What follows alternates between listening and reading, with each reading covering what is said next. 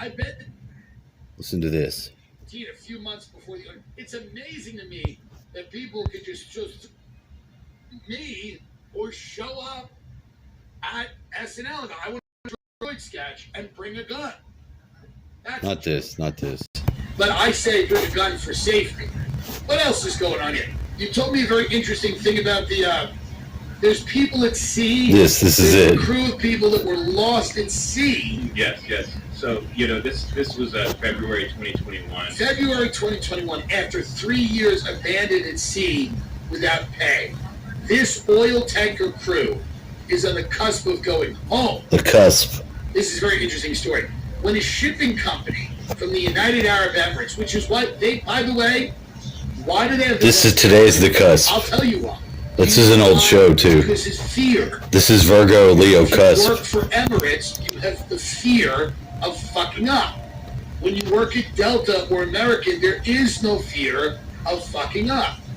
But when you work at Emirates, I can't say why this is, but maybe it's because the United Arab Emirates is a bit stricter, harsher.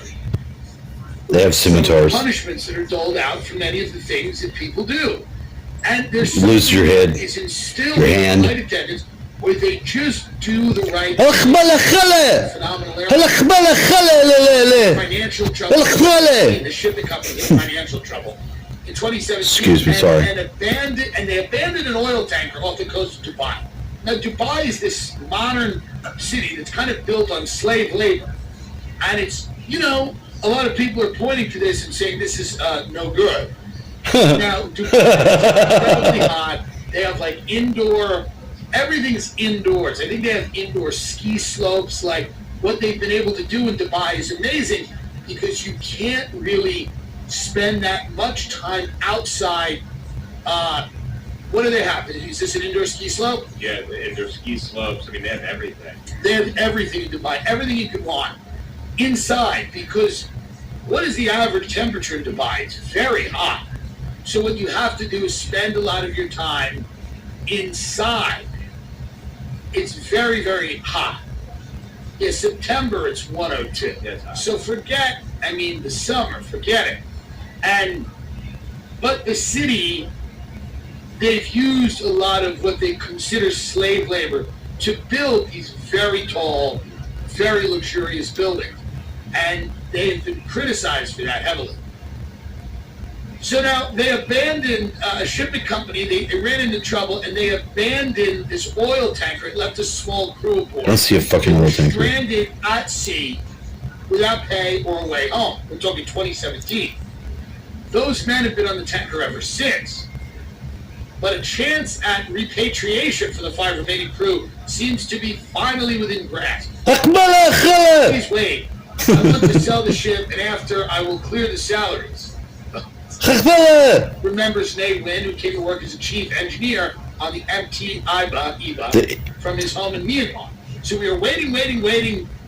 Be patient. So Wynn started working the tanker in 2017, a few months before the. It's amazing to me that people could just through the whole pandemic, through the entire. They're going to sell these guys the ship on an oil, and they're holding out on it. It's kind of worked out well, if you think about it. Everyone's going to go and blame the guys. They're going to say you shouldn't have done this, but really, I love the quote, all's well that ends well. And if you think about this, these people have been socially distanced, away from others, during a global pandemic. How are they getting food? Somebody said that in the article. They go, without money, how can they eat? With no money, how do we manage? How is this? I don't understand how this is.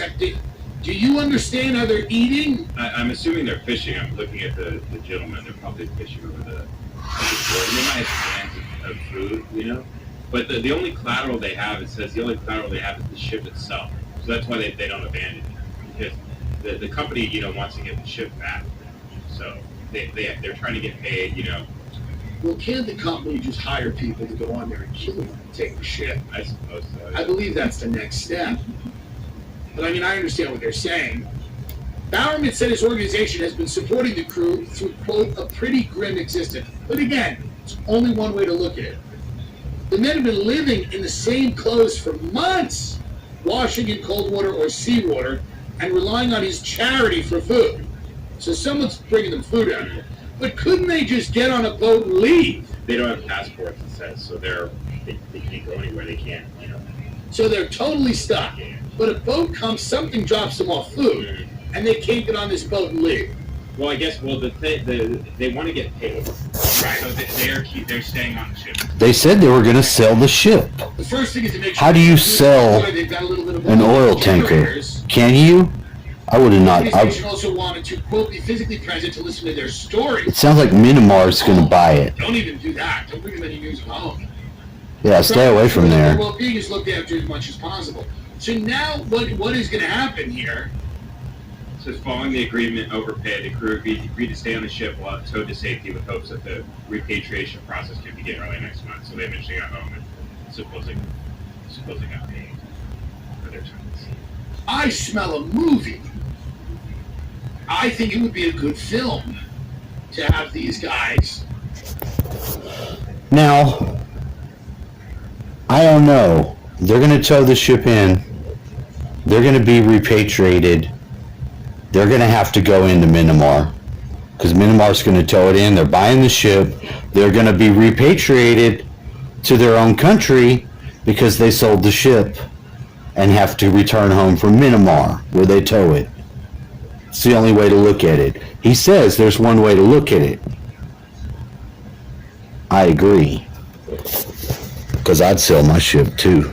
They didn't pay me.